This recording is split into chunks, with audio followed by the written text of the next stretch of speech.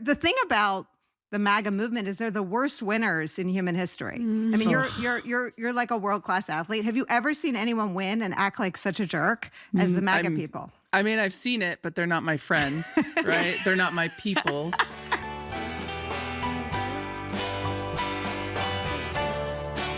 This is perhaps the episode of The Best People that I dreamed about, that I thought would never come to be. You two have an outsized role in my life, from Untamed to the role of a step parent with the skin in the game, but not the name on the jersey. Was that it? Right? You two are my core memories. I'm, of course, talking about Glennon Doyle and Abby Wambach, the hosts of We Can Do Hard Things, Glennon, the author of Untamed, and otherwise the little voice in my head at all my good moments and a lot of my scary moments. Thank you guys so much for being here. Hey, Nicole. We talk about you quite often, actually. And we're equally grateful for you and the work you're doing in the world, especially now. I don't know how you're doing it with such precision and courage and still smiling. Yeah. But we'll have what you're having. No, well, here's the thing. You guys are doing it too now. Thank you. But I think I even consumed news and then I consumed my mental wellness. And so I would listen to the news and then I would listen to you guys or Brene or people that made me feel whole so I could go back to the news. And what I find in Trump 2.0 is we're done separating the two. That's right. And you guys seem done also. Yes. Yes. Yes. How did that happen? I mean, the most recent iteration of it for me is I decided at an interesting time a few months ago that I was absolutely done with social media. I do think social media is toxic and an insane place to be. I still do. But it was kind of this vibe of this is what I have to do to protect my peace. And then there just becomes such a clear moment where you're like, actually, I don't want to protect my peace at the expense of anyone else's peace being taken, which is what's happening every single day. And so, I mean, we had a cool conversation with our adult child recently where we were talking about how many of our friends were planning exits, planning places to leave the country. And as parents, it's confusing because we are committed to staying engaged and fighting. And then you also have this element of, should I be making another plan because of my children? Yeah. And we were kind of talking to our kid and saying, you know, we just have to have a plan for safety. And our kid looked at us and said, my version of safety is fighting for as much safety as possible for the most amount of people. Yeah. That's and amazing. So we're not separating it anymore. We're just going to be all in. And we think a lot. We were talking about the movie The Titanic the other day. And we were like, okay, who did we respect in that movie? Not the people who jumped in the boats first. Right. Well, and it's Jack, right? Who leaves Rose on the wood. And so I think we want to be somewhere between Rose and Jack, right? I mean, but I think it brings up an interesting, I think it brings up an interesting point that Glennon's talking about, that like the difference between a 22-year-old who doesn't have the responsibility of children and the way that we work ourselves and the way that we process through this weird time. It's vastly different than a parent who has other human beings that they are thinking for in some ways. But it's confusing. And I mean, we just went on a walk the other day, and I think that this is something that's probably happening inside a lot of families right now, that depending on what social media feed or what news channel you're consuming your news from, it's not exactly the same. My feed is different than Glennon's, right? Mm-hmm. And so there's a thing that's happening, I think, interpersonally that is disconnecting us from each other. Yes. It's like what's going on in the houses is the same thing that's going on in the world. Like Abby and I will come to dinner and I'm ready to just go ballistic and go to the streets and go to the whatever. And Abby's like, what? I think things are fine. But that's because my social media feed is everything's on fire and hers is Highland cows. Yeah, baby house. I read about the cows. I did that. My parents live in Lake Tahoe. So there are all sorts of wild critters in Lake Tahoe. And I heard you talking about the cows. I did that with the cubs, the bear cubs that flee Yes. from what? Yeah.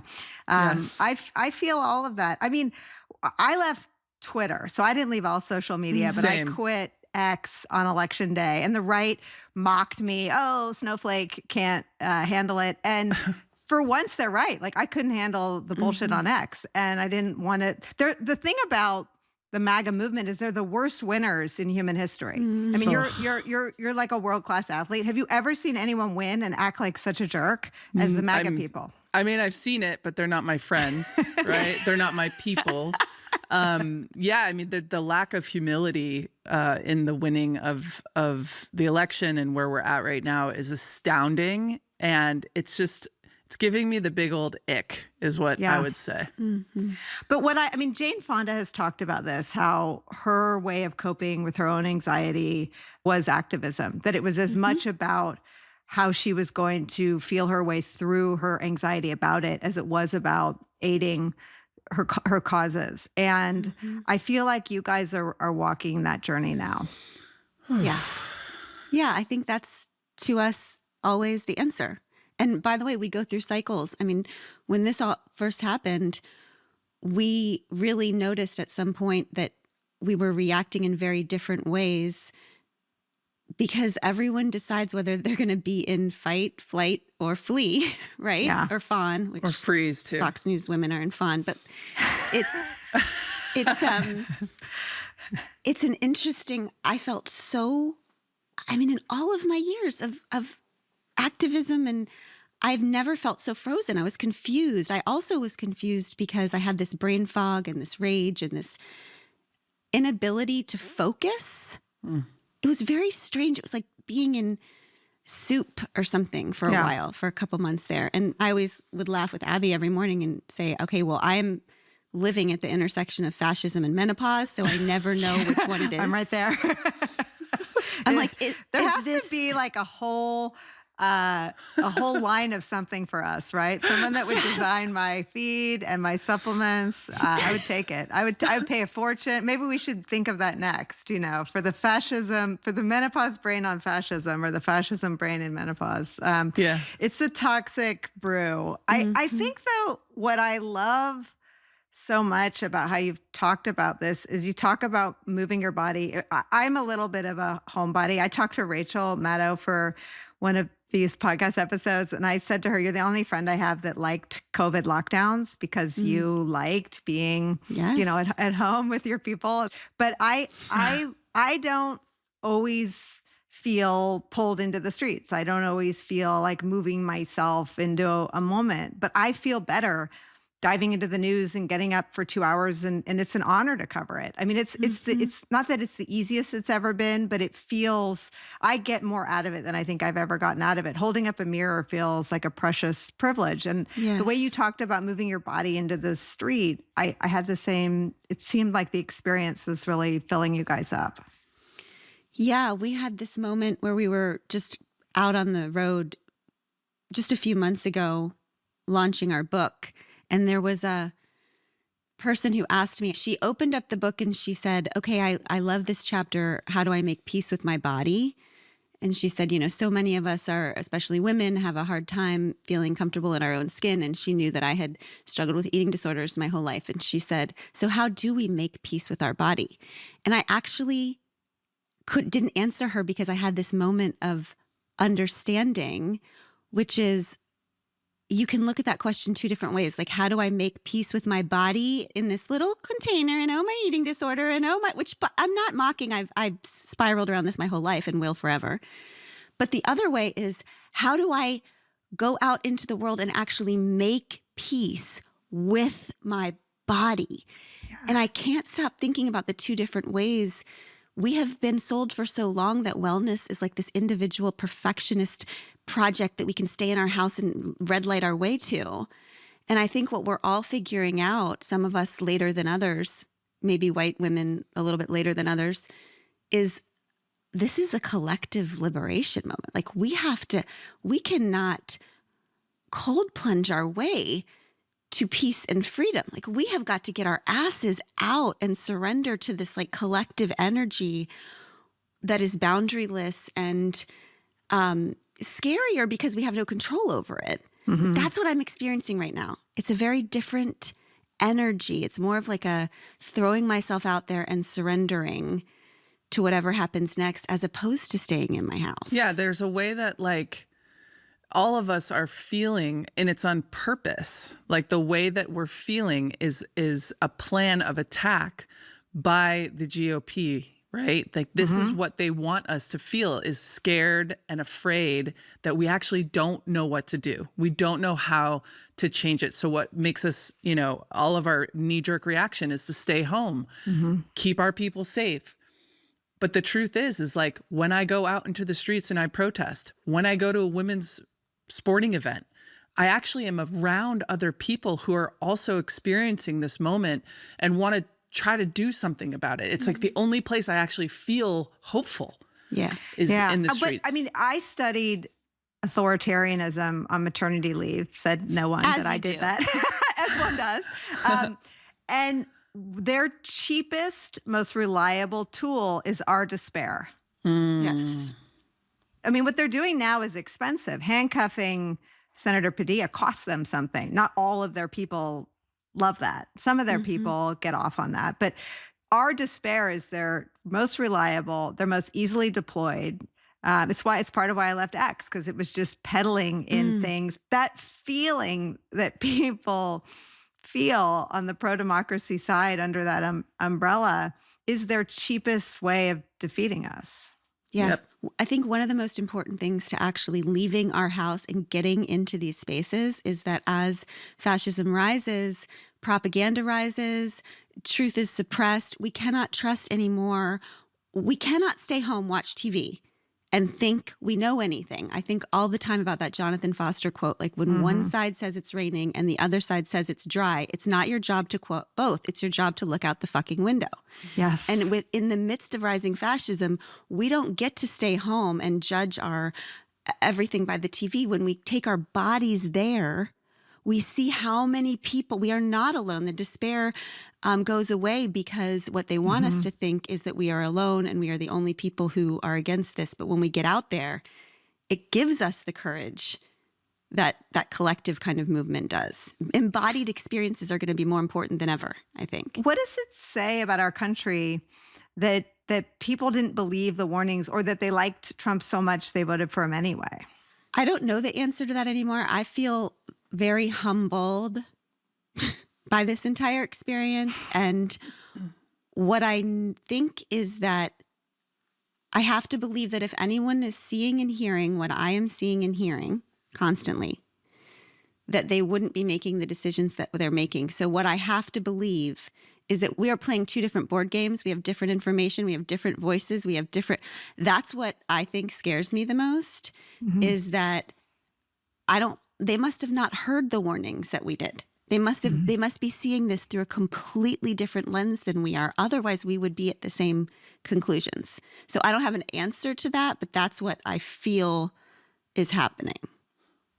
I think that's the faith piece, though, right? Like, we have faith in humanity. That's the leap that we're all taking. And the leap is, we believe that if everyone saw what you guys saw in family court and immigration court, there's no way they would have chosen this. There's no way they would have left a 2-year-old to fend for themselves. And that, for me, especially on the news side, is the hardest piece to cover. You know, when people ask me where does your faith come from? My faith comes from the same place. I refuse to believe that people want someone leading the military who thinks that those who suffer grievous injuries are losers and suckers. Like, I refuse to believe that people want that. They either didn't believe that account because it came from a media with our own credibility problems, or I don't know. But that's, for me, the murkiest piece of it all. It is. I've been a part of the evangelical church, okay? So I know firsthand how indoctrination works. And I also know that, to me, there's the really bad guys at the top. Okay, this is my official educated analysis. There's always some really bad dudes at the top who actually don't believe anything they're saying. Okay? They don't believe it. They just know they have a smoke screen they can convince a bunch of people beneath them to be true believers in this thing that they're not even true believers in. So like with evangelicals and abortion, these dudes never cared about that before it became their pivotal issue, right? I have watched people in the church, in my church, they were true believers. Like they really believed this stuff about abortion and babies, and they actually really believed it. And so I know I've been inside of it. I don't know how to break in this time. Like I don't know. Yeah.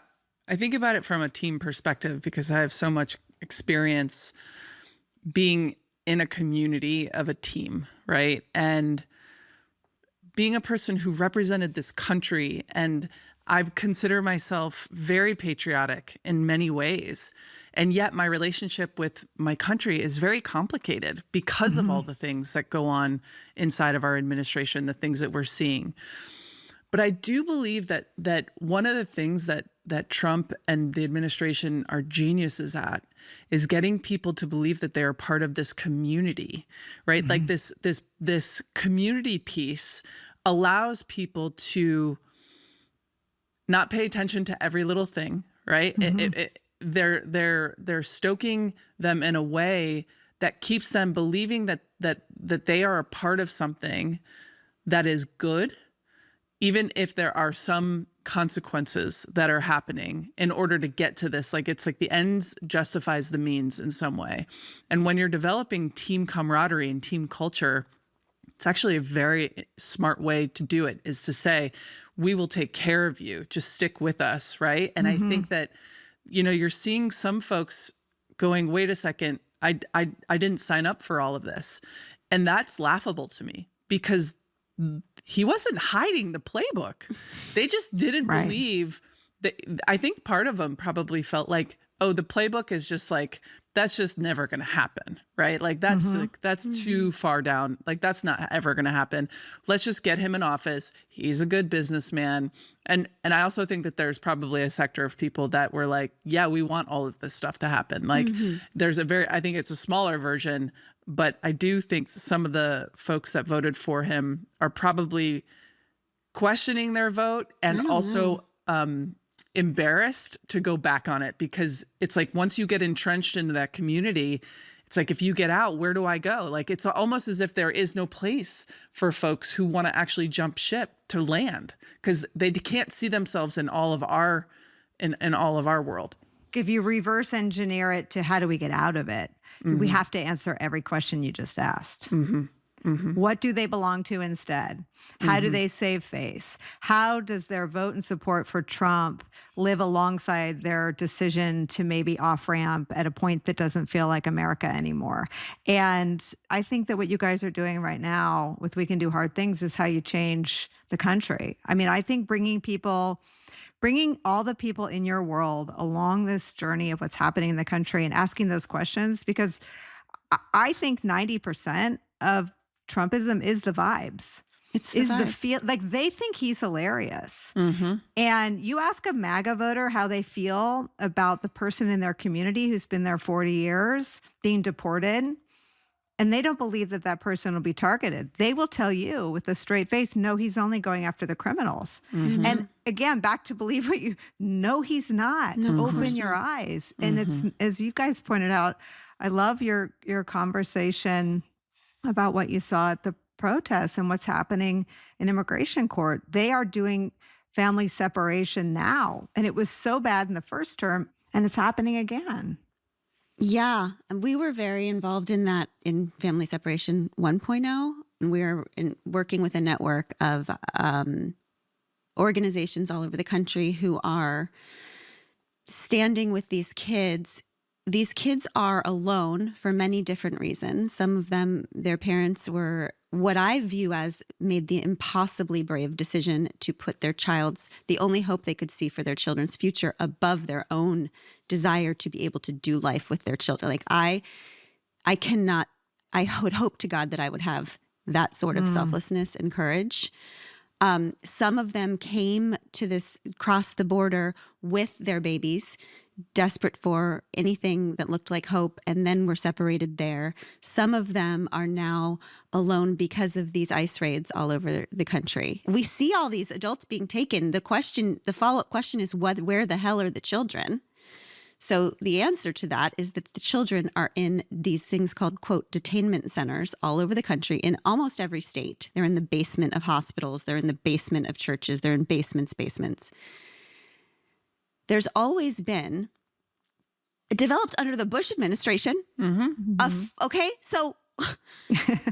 fund to make sure that unaccompanied children have, at the very least, advocacy in these detainment centers and representation in court for their deportation hearings. Okay. Now what we're seeing is, since that fund has been frozen and unfrozen and threatened all over the place, we saw with our own eyes, with our own bodies, 2-year-olds, 3-year-olds, 4-year-olds who are being walked into court, sat down at the front by themselves, sometimes in booster seats so that they can see, with earphones on, because they're in this place that they don't know where they are. Many of these kids, when a person finally gets to them and asks them if they know where they are, they say they're on their way to America. They do not believe that they're there because they've been told they will be treated with respect and kindness in America. So they don't believe they're here. Defending themselves, there's a Homeland Security lawyer at the next table and a big judge. The whole scary, intimidating situation, and the 2-year-olds are representing themselves, and that is what is happening right now. Is your theory that people don't know that? Is your hope that if they do, they'll have a different opinion about the Trump administration's deportation policy? Maybe. I'm at the point now where, while everyone works on changing the outcome of the situation, while we decide as a country whether this is who we are, this is how we treat children, I am obsessed now with caring the most about changing the experience for these people. When I think about my own baby being in that scenario, I need there to be other adults in that room that when they look around, they can make eye contact with someone who is witnessing this, who is with them, who is standing in. When I think about, if I had to send my babies away, I would just lay in bed every night and pray that there would be mothers, that there would be adults in that other country who would step in and mother my children through that moment. So what I care about right now, I do care about changing the outcome, and I do care about, I don't know anymore if it matters. What I know that I can do right now is be a witness, just to put my body there so that I can see what's happening, so that I can be a loving presence.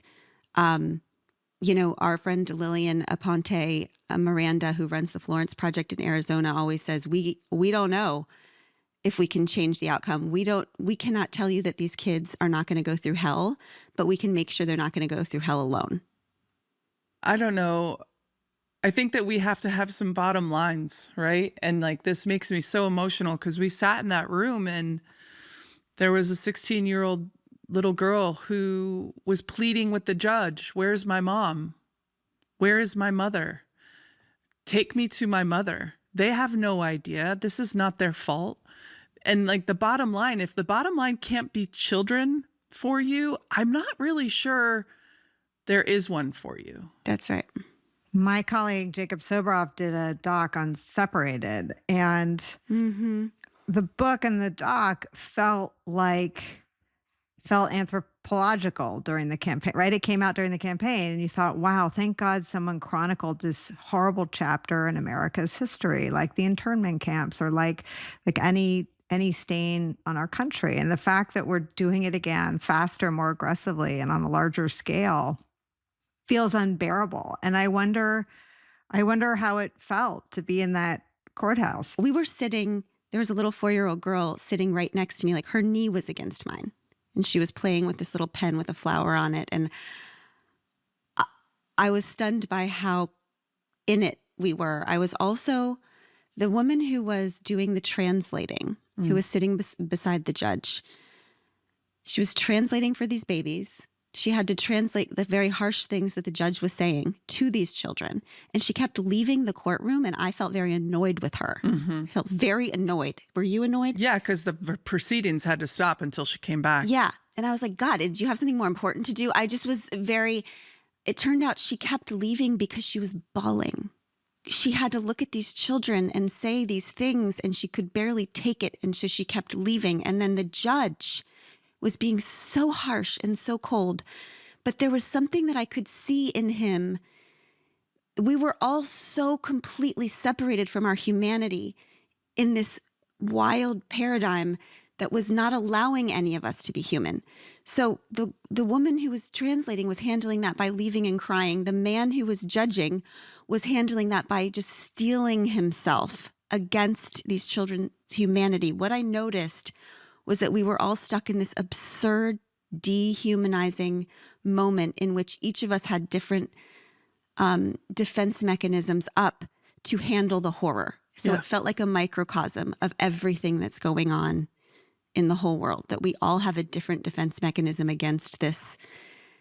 And the best thing that I knew how to do was to just sit there and feel all of it and have no defense mechanism, because that is what gave us the gas and the fuel when we got home to get to freaking work.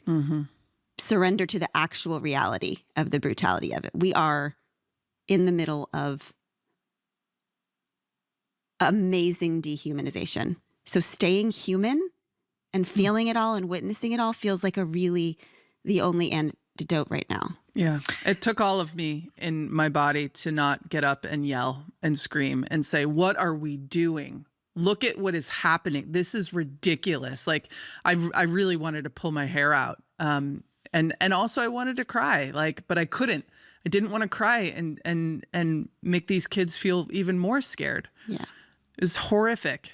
You know, people in the first term confronted Trump about child separation, and it was sort of a shrug, like, that's the deterrent. Maybe they shouldn't come here. I said this term during the campaign and said we have to rehumanize the people that have been successfully dehumanized, because the only way you get to a point where the political party I was once a part of are waving around signs that say mass deportation. The Republican I worked for, in his heart of hearts, believed in amnesty. Ronald Reagan did amnesty. I mean, it's not a traditional Republican position to believe in deportation. So that's new. That's a global phenomenon of dehumanizing the other. But it doesn't thrive if the truth gets out. And I remember in 17 or 18, Trump said to his supporters, don't believe your eyes, don't believe your ears, only believe me. And I wonder what role you guys think the propaganda and the lies play. I mean, what you described should make everybody's heart break.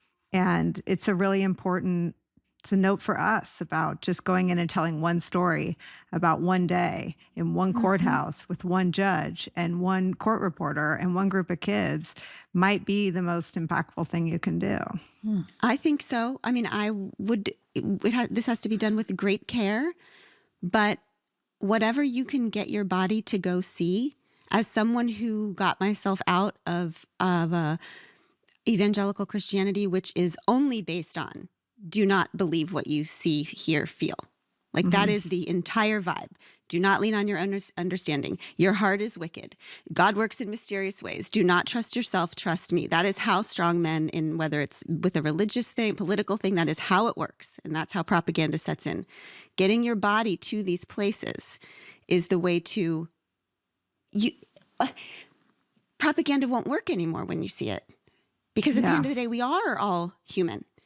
And then you think all of the arguments go away. I mean, my God, the people who are saying, well, why can't they do it legally? That's what they're doing. They're getting arrested at the hearings. At court, yeah. They are in the process, right? So, none of them, they don't work. They're getting arrested at work. They're not educated. They're getting arrested at school. Just pay attention, right? You just watch. I do think that getting our bodies into these places and viewing it ourselves is what breaks the heart open and breaks through propaganda. What does the Pod Squad think? Because it seems like you have been trying to talk them through the very understandable reflex of not taking in all the news, not taking in all the information. But as you guys have turned, they've seemed to have turned with you. Yeah. I mean, I think that I really feel like the Pod Squad is an incredible like pocket of people. They're people who are ready to be activated, and they are not wanting to do the whole spiritual bypassing of let's just all just protect our peace and while the Titanic sinks. I think that they are waiting for action. We were talking about it the other day. I was rereading this old Michelle Alexander essay from the first Trump administration, and she was writing about how we need to rebrand. We are not the resistance that, and I'm just going to not describe this well, but basically she was like, this is this kind of yearning for freedom and for unity and for liberty is the river, and like they're the dam. You can feel that to be true, right? You can feel that this sort of unstoppable yearning for liberation is more the river than the dam. But it feels to me like there's like a fleet of boats that has been on the river for a very long time, right? And like every boat has a different name, you know, Medicare for all, protect higher education, trans lives, protect trans kids, all these different movements that are their own boats, but all connected into one fleet. And to me, we have to, you know, the rise of fascism really succeeds not because the right is so smart, but because the left is so splintered. Correct. Right? And the only time it works is when the pro-democracy side comes together. And what I love about this space is no one is competitive with one another. Exactly. The pod people are all the first people that said, oh, you're starting a podcast. Do you have any experience with that? And I was like, no. But they came. I mean, you guys are here. Rachel came, Kara Swisher came. And it's this, again, I for 9 years have oriented myself editorially around, well, what stories does Trump really not want me to cover? I mean, I think in 2.0, it's what do they not want us to do? They don't want us to crowd them out of the manosphere, which is happening. They want us off their lawn, right? Yeah. And their lawn is we own the narrative, we dominate the narrative. And the reason their movement relies on that is because a lot of it is bullshit. And I wonder what you feel about this banding together under the pro-democracy umbrella. I mean, Kamala Harris made room for Liz Cheney, which I loved. And I don't think that's why she lost. But I wonder if the pro-democracy side, I wonder what the movement feels like having come up short in November with the stakes so high. I would say that personally, this is the hardest one for me because I tend to be more of a purist than is helpful. Okay? Like I wanted my particular brand of anti-fascism, everyone to get onto my particular brand. So my challenge of myself right now is to value saving our democracy more than proving that I'm right. So it actually is an ego exercise for me. Yeah. Because if we stick to our political purity, we are going to sink. So right now it's forming alliances and showing up arm in arm with people who maybe during better times We fought, right? in my living room. These are the people you fight with over taxes, or I think Rachel is our North Star, as you can tell. That's why I talk about her all the time. But she modeled this in an interview with Liz Cheney. Like, you'll come back and we will fight about the stuff. Yes. But right now we have to save our democracy. Yeah. And I understand why that's hard for people. I mean, we have kids who are, it's so tricky to think you're so progressive and anti-fascist and then have a 20-year-old who thinks everything you say is incorrect. And it's just a real mind fuck over here right now. Yeah. So I'm trying to hold the line of like, I see your idealism and I think you're right, but we're still in harm reduction mode. Yeah.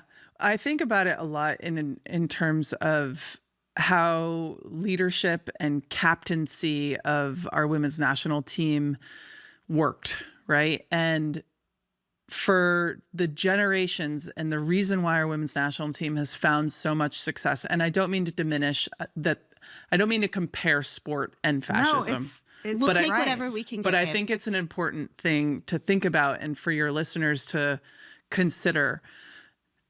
All of my teammates and I, we weren't all necessarily best friends. We would gather around meal tables. We would discuss politics. Politics ranged from every end of the spectrum. And yet, we were still able to go on the field and perform at our highest and best selves. How are we actually able to do that? And one of the things that I think about is that we had this like one common thread that bound us together through thick and thin.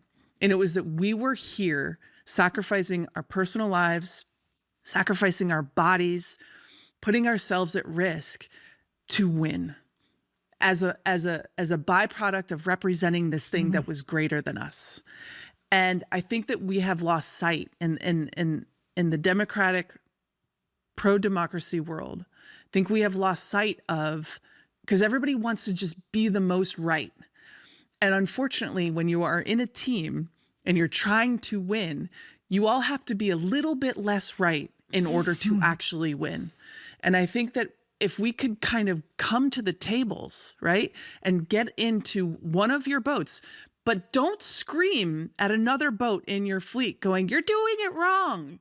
You're wasting energy. God, get in my boat. Why aren't you in my boat? Yes. We need everybody in their boats. And the only thing we should be yelling at each other is keep going. Yes. Keep going. Keep Yes. going. We're with you. And then our job is to get more people in our boat. So let me just explain that if we're just bitching at each other and shaming each other for not knowing something that we just learned 7 minutes ago, nobody's going to want to get in our boat. Right. Right? Like we have, people do want belonging, and that's what MAGA does so well.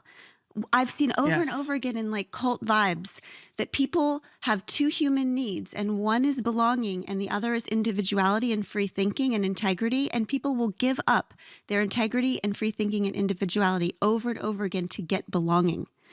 So we have to become a place that offers both belonging and individuality, because we only offer individuality right now. And people do have a basic human need, especially in times of fear, to belong. So we have to create in these boats a feeling of loving, true belonging. I think there's some kind of answer to all of this in that soft, loving, free, challenging, but place to land for people. Who do you see and feel and connect with in the Democratic Party or under the pro-democracy umbrella that has that skill set? Good question. I don't know. Yeah. I don't know.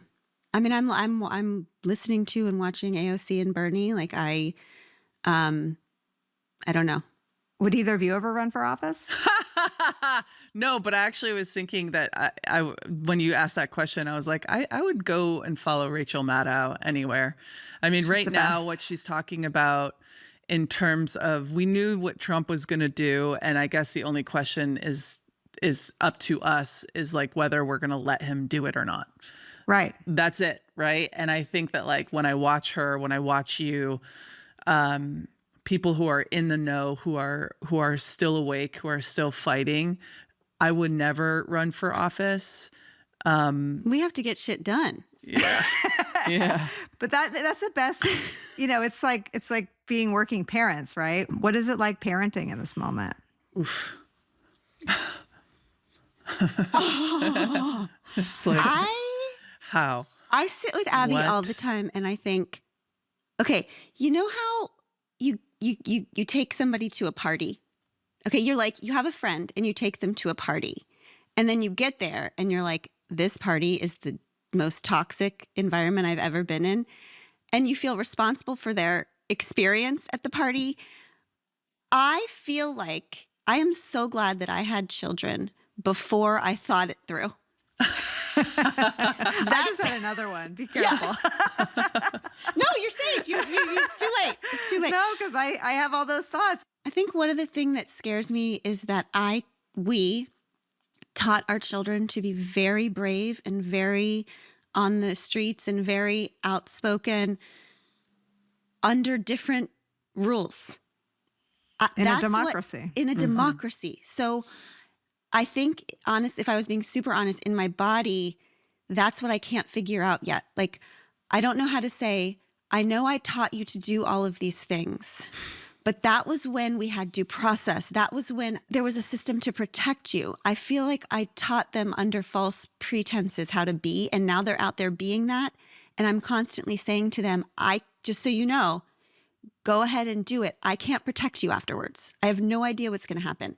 I mean, going back to the conversation about mass deportation, I wish we would stop using those words, because we're not talking about deportation. Deportation is a process. It's a legal process that includes due process. We're not talking about deportation anymore. That's not what's happening. What we're talking about is disappearing, is kidnapping, is, just things happening behind the screen. So that's what scares me about teaching our kids to be a certain way and then having all the rules change. I feel like in real time, I'm trying to figure out what to say to them, what to model to them. But I also feel like, and I tend to be dramatic, but I have to take things. I have to. Little bit. So we live on little bit ends of the spectrum in that way. Yeah. And so there's a balancing that has to happen. Highland cows, the world's on fire. So I do tend to take things to the end just so I can make my little decision. So I have to go to worst case scenario. It's an anxiety management technique that I'm very familiar with. Yeah. And also I just think, like, from my perspective, I'm trying to be realistic and honest and not put my head in the sand. Absolutely. Of course you are. I didn't mean to suggest that. No. But I think it's important, because there's some people who are doing that. I'm not fully on doing that, but I do sometimes just need some Highland cows in my life. Yeah. And making sure that our children aren't being traumatized by us. Yeah. Right? Like, by our anxiety. Exactly. So how do we bring them the truth with groundedness, with regulated nervous systems, and with thoughtful information, rather than, so we actually, when he got elected, we kind of made a pact with our family that, like, around the dinner table, we're not going to talk about him or it. But the rest of the day we are. We're just going to all sit in silence at dinner. Yeah. But then you don't want your children to be stewing about this stuff on their own and spinning in their rooms, because they have their own social media platforms that they're looking at and seeing the stuff. So, but can I say one thing to parents? I thought for a while, okay, I have to get my shit together when my kid is home so that he can feel some peace, so that he doesn't feel scared all the time. And so my kid came home from college, and Nicole, was like, here's mommy painting and listening to Bob Dylan. Here's mommy being so happy. Like, I just became this fake happy person. Our kid was devastated by it. This is something we talked about later, okay? Our kid felt like, I came home and nobody is feeling what I'm feeling. Nobody is caring about what I'm caring about. Nobody's seeing what I'm seeing. I have learned that I cried in front of our oldest 2 days ago, just burst out crying in the kitchen. And it was after an immigration call.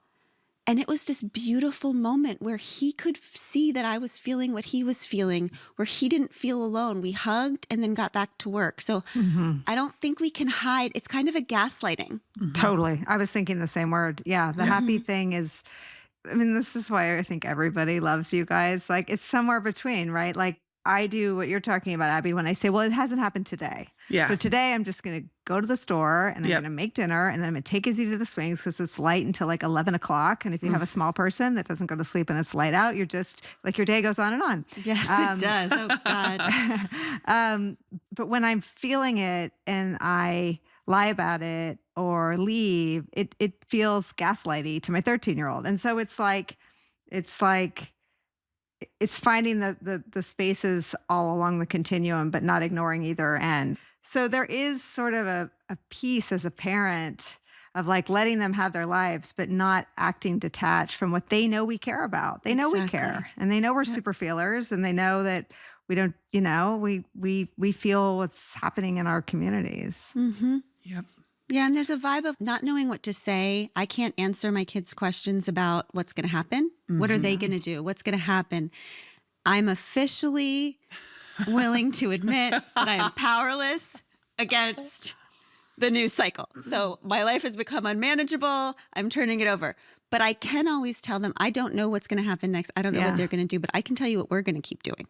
Yeah. We're yeah. going to keep loving hard. We're going to keep fighting hard. There's something about that constancy that I can tell is comforting to our I also kids. think I've been talking about this with my therapist over the last couple sessions, like this idea of resiliency. This is requiring an extraordinary amount of resiliency to either be born from you because you haven't necessarily needed to work on it for a lot of your life, Yeah.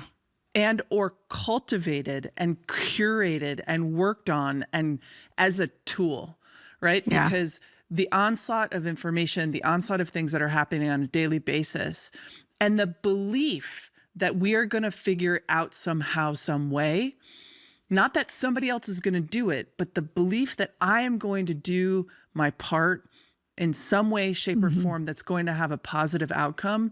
Like that is what I'm leaning on the most right now, is the resiliency that that I can cultivate for myself, my family, my community. That's good. What is it like to have so much of your life out there for people that you've never met? I love it. I've got a big ego, so it's fine. I used to play and needed. I played professional sports for 30 years or 20 years, and played soccer for 30 years because I was just like wanting the attention from my mother. So like perfect job decision, perfect job and career avenue to go down. I don't know. I just think that like we're all put on the earth to do certain things, and I like to have fun. And to me, I do have an ego, and I do check it, and I have humility also. If reincarnation is real, I want to come back as someone like my wife, because I have done my time as someone like me. It is not my comfort zone. I love to share myself in writing. That's my safe place where I can kind of pour out my insides and other people can see it where they're too far away to boo me to my face. So doing things in public is a challenge for me, but I consider it, especially I think like during times where a lot of us aren't doing super well. We're not doing well. And that is okay, because all of this terror and toxicity and scariness can't be going on in the world where we're not feeling it in our bodies. And so I'm used to deciding that when I'm doing well, when I'm mentally strong, when I'm in a good place, that's when I go out and do my stuff. And I just figured out recently, I can't do that anymore. Like if people who are not sad and scared and brokenhearted don't show up and speak anyway, then the only people who are showing up and speaking are the ones who are not sad and scared and brokenhearted. And that is the last thing we need. The brokenhearted people have to show up now before they're ready, before they're perfect, all of that, because that's offering solidarity and courage to all the other brokenhearted people. So we're just showing up all jacked up right now and hoping for the best. Your love story is my favorite love story. Same. Yeah, I love it. I just love it so much. Do you allow yourself to sort of look back to where you were when you wrote Untamed and to everyone knowing how you fell in love? Or is it all just cumulative because there's so much of you guys out there day to day? Yeah, I mean, look, I think that I love our love story. I think that it's Glennon is an extraordinary writer, and she has this beautiful way. I mean, even when I read it for the first time, I was like, wow, like I feel proud of myself. I'm like, good job. Like this is you did this. But also we are extraordinarily normal, boring human beings who, in every marriage that's lasted for a good while and with children, and you're in your 40s and you're looking upon menopause and fascism is taking hold, marriage is a little bit like, wait, what's going on? Right? Like, I don't think I have like time. It feels like sometimes I'm like, we need to like just think about our marriage just today. I know. And when we went on the walk, like literally 3 days ago, and we were talking about how this moment we're all in is, it probably is making so many people feel isolated in their own bodies because everybody's watching their own particular version of the news, right? We actually made a pact that we're going to try to sit down and watch the news for 30 minutes every single night so that she and I can feel that connection. That's amazing. A romantic time together is going to be 30 It's like minutes. a level set. I Sounds get it. so I get depressing. it. It is. It's so important. But like at the end of the day, like this is the shit that we vowed when we decided to get married, is like through this feels like a sickness, but it's a sickness that's happening to our country. And how are we going to manage through this without, we've built our marriage on, I think, a very strong foundation, right? And like the resilience that I call upon is like, they will not fuck with me. I am not going to let that regime enter into my family and my marriage and fuck with us. Like, I want to protect us with everything in my being and every strength that I have. But see, that kind of passion, I think that we can get tricked into thinking there is no time to focus on the people we love. There is no time to nurture our relationships, to go outside and be in the sunset, to listen to beautiful music, to be in museums, to experience all the beauty of life. But and any of that is a diversion from the fighting. But I think that's like the gas station. Like, if we don't, it has never been more important to hold on to the things that make life worth fighting for, because if we don't, we forget what makes life fighting for. And the relentless effort to dehumanize us, to make us care less about our lives and our freedom and other people's lives and freedom, we have to double down on the things that make life worth living so that we will have the energy we need to fight for it. So we do need to do more than watch the news together. We do. We did. We had a good weekend. Okay. Our kids weren't here, so it was helpful. It is a lot. Fighting fascism, the families, the kids. I had a weekend like that with a 2-day baseball tournament, to war in Iran. It was a multitask. Is there anything that you guys are feeling or thinking about the way we're covering this moment as a media that we drop, or we don't tell the full story now that you guys are as steeped and well-versed in what's really happening, especially on immigration, as just about anybody we cover? No, I'm just always craving from our side, oversimplification, but from our side, I'm craving the simplistic, repetitive talking points that the other side has. I do wish that we could just all get in a room together and decide, yes, this 85-minute conversation is beautiful and nuanced, but like, what are the 3 sentences that we are continuing to hammer? Because we have all the messaging. Like, our message is more hopeful. Our message is more clear. I wish we could just have a meeting where we could get our talking points in line. Yeah. Right? I think and that's what we're some of that missing. is a leader, right? That comes and says, I feel all these things, but these are the 3 things we have to take, to the streets. Abby, why do you think athletes are speaking out maybe less frequently this time than the first time that Trump was president? I think it's a good question. It's something that I've been thinking a lot about since we sat in that courtroom, that immigration courtroom. I think people are scared. I think that athletes and celebrities. My question is the same. Like, where is everybody? And also, people have to put their money where their mouth is right now. Like, we have to start figuring out where we're going to be putting our funds to help save this thing, right? I think that there's a fear of attaching ourselves to any kind of ideology, because then you become, quote unquote, less marketable to all brands, right? And we also know that the corporate engine and the corporate institution is so embedded right now inside the administration that I think that people are worried about their livelihood and their ability to earn money for themselves, their ability to get marketing deals, brand opportunities, whatever. And so if people stay, quote unquote, agnostic, then they could potentially continue to earn and do their thing.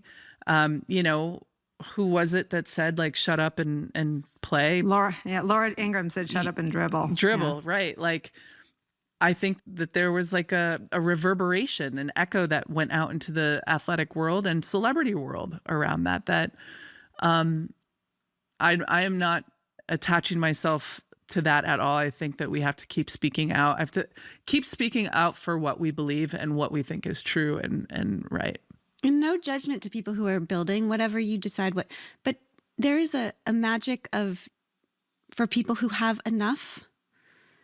Like, for people who have enough and who have privilege and power, if you decide what is enough, then this is the time to spend whatever social capital, whatever you have built. Now is the time to spend it. When else? If not now, when is the moment? Yeah. That you're going to speak out? And, a decade from now, 2 decades from now, nobody is going to care what you silently believed in your house. It doesn't matter. Right. The only thing people are going to ask is, were you one of the people who put your voice and your platform and your Instagram account and your corporate deals on the line to stand with people who are more vulnerable? And that's another reason why going to places matters. When you sit in an immigration court and you see a 2-year-old, you realize, I might feel small and powerless. I am not as small and powerless as that kid. Mm-hmm. Let me use whatever size and power that I have to protect people who really are powerless. Yeah. That happens in your body when you show up. I wonder if you'd see a moment on the horizon where, a moment will force a team or an athlete to speak out. I mean, you're seeing it a little bit in LA with Kiki Hernandez spoke out about the immigration rates, but do you see a moment that jeopardizes? I mean, I can't believe that baseball hasn't said more. I mean, it is an international sport. Soccer is an international. I mean, all these sports are dependent on America being a place people want to come and work and play and be part of our towns. But do either of you see a moment on the horizon where sports will be thrust into even if they don't want it, into the spotlight? Well, it's a good question. I mean, I think a lot of people in leadership of these teams, organizations, are looking ahead to, we have the FIFA World Cup coming next summer. We have the Olympics coming in 2028. And I think that there is a fear that is kind of reverberating around, that is, if they make waves, the administration will make it difficult for them. But I just think it's fear. Like, people are scared. And rightfully so. Like, there's, I don't blame them, especially women athletes, when truly their lives are actually dependent on some of these brand partnerships that they have. And that might be, something that these brands, they just want it to be apolitical and neutral, which I think is hilarious for a woman athlete, because they themselves are just a political force of nature by being on a field in a jersey. But I don't judge them. I do. I know you do, but I don't judge. I don't judge the women. I judge the men a little bit more because they have more financial resources and safety and security. Because like when we're talking about athletes too, our careers are very finite and short. You have to recreate yourself into something completely different when you're done playing. And so that's scary. I don't know. Like I put myself back in the shoes of an athlete, and it's just more complicated. And it's, we are in a position that we can speak out. I own my own business. I'm not attached to a team that is also has people that have belief systems from all different ways, right? And so there's all of these complications when you are a professional athlete that you have to consider.